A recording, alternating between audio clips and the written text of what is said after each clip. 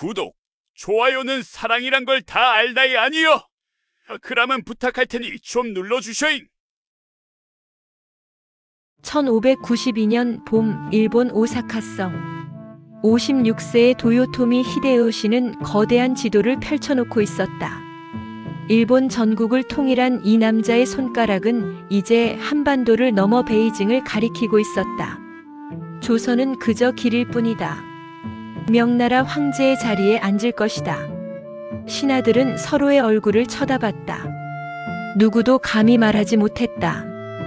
이 꿈이 얼마나 비현실적인지를. 히데요시는 농민 출신으로 천하를 손에 넣은 남자였다. 그의 야망에는 한계가 없었다. 그리고 그 야망이 동아시아 전체를 7년간의 지옥 속으로 몰아넣으려 하고 있었다. 일부 번개처럼 시작된 악몽. 1592년 5월 23일 부산포. 아침 안개가 걷히자 바다가 검게 물들어 있었다. 베었다. 끝이 보이지 않을 정도로 많은 배들이 조선의 해안을 향해 다가오고 있었다. 부산 첨사 정발은 황급히 군사를 집결시켰지만 이미 늦었다. 일본군 제일진 고니시 유키나가의 18,700명이 상륙을 시작했다. 화승총의 연기가 하늘을 뒤덮었다. 조선군은 화승총이 무엇인지조차 제대로 알지 못했다.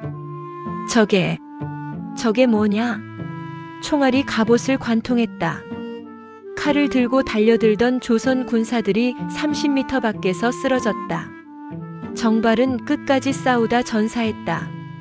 부산 진성은 하루 만에 함락되었다. 그리고 믿을 수 없는 일이 벌어졌다. 일본군이 북쪽으로 질주하기 시작한 것이다. 상주 3일 만에 함락. 2일에 조선군 패배. 충주 8일 만에 함락. 신립의 배수진이 무너짐. 한양 20일 만에 함락. 조선 왕 선조는 부랴부랴 북쪽으로 도망쳤다. 왕이 도망가자 궁궐에 불이 났다. 누가 질렀는지는 아무도 몰랐다. 노비 문서를 보관한 장혜원도 함께 타올랐다. 나으리, 이제 우린 자유인이요? 한양 거리에는 약탈하는 조선 백성들과 일본군이 뒤섞여 있었다. 나라가 무너지고 있었다. 이부 바다에서 들려온 희망. 그런데 남쪽 바다에서는 전혀 다른 이야기가 쓰이고 있었다. 적선 26척이 옥포 앞바다에 정박하고 있습니다. 1592년 5월 7일 전라좌수사 이순신은 첫 출전 명령을 받았다. 그는 그의 2월에야 부임한 신참이었다. 하지만 그의 눈빛은 달랐다. 전선을 점검하라. 화포를 재확인하라. 우리는 한 번도 져서는 안 된다. 옥포의 전.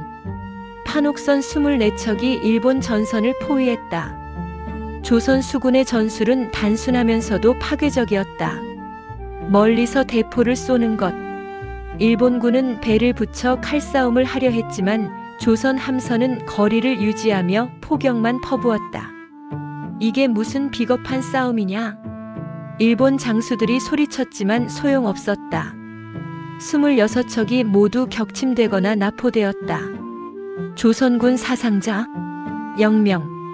이순신은 보고서를 썼다. 신에게는 아직 12척의 배가 남아 있습니다. 아니 잠깐. 지금은 전승이었는데 무슨? 이건 훗날의 이야기다. 삼부 하객진과 바다의 학살. 1592년 7월 8일 한산도 앞바다. 저곳에 조선 배가 5척뿐입니다. 추격하시죠. 일본 수군 73척이 좁은 견내량에서 나와 한산도 넓은 바다로 달려들었다. 와키자카 야스하루는 자신만만했다. 일본 최고의 수군 장수로 손꼽히는 자신이 이렇게 적은 조선 함대를 놓칠 리 없었다. 그런데 바다가 갑자기 넓어지더니 좌우에서 조선 함선들이 나타나기 시작했다. 5척이 아니었다. 56척이었다. 하객진이다. 포위당했다. 학의 날개처럼 펼쳐진 조선 함대가 일본 함대를 반원형으로 감쌌다. 그리고 지옥이 시작되었다. 천자포, 지자포, 현자포, 황자포.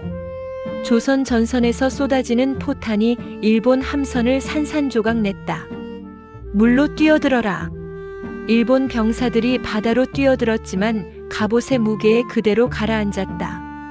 와키자카는 겨우 12척을 이끌고 도망쳤다. 59척이 격침되거나 불탔다. 이날의 승리로 조선 수군은 제해권을 완전히 장악했다. 일본군의 서해안 보급로가 끊겼다. 육지에서 파죽지세로 밀고 올라가던 일본군이 갑자기 멈춰섰다. 밥이 없었다. 총알이 없었다. 화약이 없었다. 사부 의병, 민초들이 들고 일어나다. 나라가 우리를 버렸다면 우리가 나라를 지키는 수밖에. 곽재우, 김덕령, 조헌, 고경명. 각지에서 선비들이 창고를 열고 백성들을 모았다. 홍위 장군 곽재우는 빨간 옷을 입고 나타나 일본군을 기습했다. 저 빨간 귀신이 또 나타났다. 일본군은 곽재우를 빨간 도깨비라고 불렀다.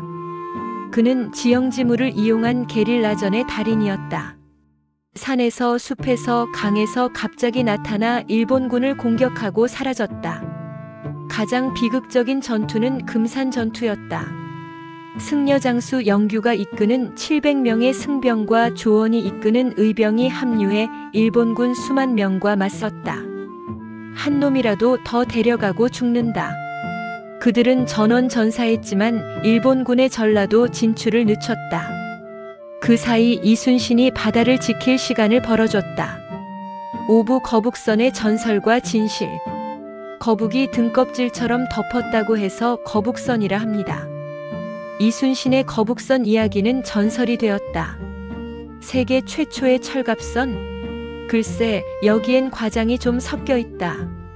실제 거북선은 철판으로 완전히 덮인 배가 아니었다. 지붕에 송판을 깔고 그 위에 칼과 송곳을 꽂아 적이 함부로 올라오지 못하게 했다. 일부 중요 부분에만 철판을 댔을 뿐이다. 하지만 그 효과는 대단했다. 거북선은 돌격선이었다. 용머리에서 연기와 포탄이 쏟아져 나왔다. 일본 함선 한가운데로 돌진해 근거리에서 포격하고 빠져나왔다. 적의 화살과 총알은 두꺼운 지붕 때문에 소용없었다. 저 괴물배는 대체 뭐냐? 당시 일본군 기록에는 거북선을 용선 혹은 귀갑선이라 부르며 두려워했다는 내용이 남아있다. 육부명나라가 오다. 조선은 우리의 울타리다. 조선이 무너지면 다음은 우리다. 명나라 만력제는 고민 끝에 군대를 보냈다. 1592년 말부터 명군이 속속 압록강을 넘었다. 총 20만이 넘는 대군이었다. 하지만 명군은 양날의 검이었다. 평양성 탈환전에서 명나라 장수 이여송이 이끄는 군대는 일본군을 몰아냈다. 조총이 무서워 성벽에 방패를 주렁주렁 달고 올라가는 진풍경이 연출되기도 했다. 조선인들아, 우리가 너희를 구하러 왔다. 문제는 그 다음이었다. 명군은 조선 백성들의 곡식을 빼앗고 민가를 약탈했다. 조선군을 무시하고 멋대로 작전을 짰다. 벽제관 전투에서 이여송의 명군은 일본군에게 참패했다. 자만했던 것이다. 그 이후 명나라는 전쟁보다 외교를 택했다. 일본과 협상을 시작한 것이다. 조선은 빠진 채로 칠부 허울뿐인 평화와 정유재란 1593년부터 1596년까지 전쟁은 소강 상태에 들어갔다. 명과 일본이 협상을 벌였다. 히데요시의 요구 조건, 명나라 공주를 일본 황후로, 조선 남부 4개도를 일본에 할양, 조선 왕자를 인질로, 명나라 입장, 히데요시를 일본 국왕으로 책봉, 무역 재개. 누가 봐도 합의될 리 없는 조건들이었다. 게다가 양측 사신들이 서로에게 거짓말을 했다. 일본 사신은 히데요시에게 명나라가 항복했습니다라고 거짓 보고를 했고, 명나라 사신은 히데요시의 요구를 축소해서 보고했다. 1596년 진실이 밝혀지자 히데요시는 분노했다. 다시 쳐들어간다. 이번엔 명나라를 확실히 무릎 꿇린다. 1597년 정월 14만 대군이 다시 조선을 침공했다. 정유재란의 시작이었다. 팔부 원균의 비극과 칠천량 참사. 그런데 이상한 일이 벌어졌다. 이순신이 감옥에 갇혀 있었다. 조정의 모함이었다. 이순신이 일본 장수를 놓쳤다는 거짓 첩보로 선조는 이순신을 파직하고 투옥했다. 대신 원균을 삼도수군 통제사로 임명했다. 원균은 용감한 장수였지만 이순신만큼 신중하지 못했다. 아니, 그보다는 이순신에 대한 열등감에 불타고 있었다. 내가 이순신보다 못하다는 건가? 당장 출격한다. 1597년 7월 16일 칠천량. 원균의 조선 수군은 일본 함대의 야습을 받았다. 취한 군사들이 정신을 차리지 못한 채 습격당했다. 160척의 조선 함선이 하루아침에 전멸했다. 원균도 전사했다.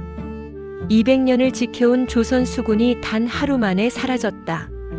구부 13척의 기적. 도망가란 말입니까?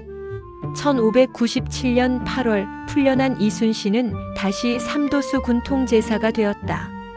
하지만 남은 배는 단 13척이었다. 신에게는 아직 12척의 배가 남아 있사옵니다. 이순신의 장계에는 12척이라고 적혀 있었다. 한 척은 너무 낡아서 뺀 것이었다. 하지만 그는 덧붙였다.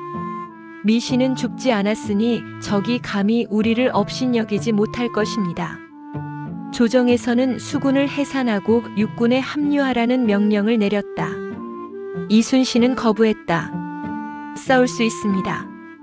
1597년 10월 26일 명량해협. 울돌목. 330척의 일본 함대가 밀려왔다. 13척 대 330척. 수학적으로 불가능한 싸움이었다. 하지만 이순신은 지형을 알고 있었다. 명량해협은 폭이 좁고 조류가 빠르다. 하루에 4번 바닷물이 미친 듯이 방향을 바꾼다. 밀물때까지 버텨라. 좁은 해협에 조선 함선들이 일렬로 늘어섰다. 일본 함선들이 몰려왔다. 한꺼번에 들어올 수가 없었다. 좁은 병목을 통과하면서 일본 함대는 자연스럽게 늘어졌다. 조선 함선들은 정박한 채 포격만 했다. 첫 번째 일본 전선이 침몰했다. 두 번째, 세 번째. 좁은 해협이 일본 배의 잔해로 막히기 시작했다. 그리고 조류가 바뀌었다. 지금이다. 돌격하라. 밀물을 타고 조선 함선이 전진했다. 일본 함선들은 조류에 밀려 뒤엉켰다. 지휘 체계가 붕괴되었다. 전투는 조선의 압승으로 끝났다. 일본군 31척 격침, 92척 파손. 조선군 사상자 10여 명. 이순신의 깃발 현자 총통기가 명량해협에 펄럭였다. 10분 오량 마지막 포성. 1598년 8월 18일 도요토미 히데요시가 죽었다. 그의 마지막 말은 이랬다고 한다. 조선에서 군대를 철수시켜라. 일본군은 철수를 시작했다. 하지만 이순신은 그들을 그냥 보내주지 않았다. 1598년 11월 19일 새벽 노량해협. 명나라 수군 제독진린과 연합한 조선 함대가 철수하는 일본 함대를 기습했다. 마지막 전투였다. 적을 한 놈도 살려보내서는 안 된다. 포성이 어둠을 찢었다.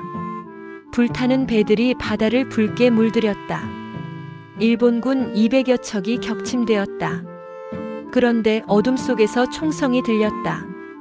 탕! 이순신이 쓰러졌다. 적의 유탄이 그의 가슴을 관통했다.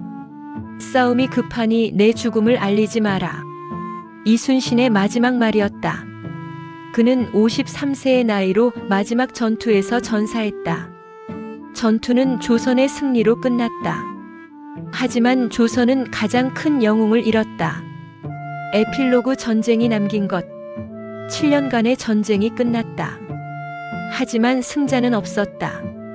조선은 국토가 황폐화되었다. 인구의 10분의 1 이상이 죽거나 끌려갔다. 경복궁과 무수한 문화재가 불탔다. 회복하는데 수십 년이 걸렸다. 명나라는 막대한 전비를 쏟아부어 국력이 쇠퇴했다. 만주에서는 누르하치가 세력을 키우고 있었다. 47년 후 명나라는 멸망했다. 일본은 수만 명의 군사를 잃었고 히데요시 사후 도쿠가와 이에야스가 정권을 잡았다. 하지만 그들은 조선에서 끌고 간 도자기 장인들로 일본 도자기 문화를 꽃피웠다. 한 가지 확실한 것은 바다가 이 전쟁의 운명을 갈랐다는 사실이다. 이순신이 없었다면, 조선 수군이 없었다면 일본군은 서해를 통해 중국까지 갔을지도 모른다. 그래서 오늘날 한국인들은 이순신을 최고의 영웅으로 기억한다. 과장과 신화도 있다. 하지만 그의 승리는 진짜였고 그가 구한 나라도 진짜였다. 명량 해협에는 지금도 조류가 세차게 흐른다. 그날의 13척이 써낸 기적을 기억하듯이 신에게는 아직 12척의 배가 남아있사옵니다.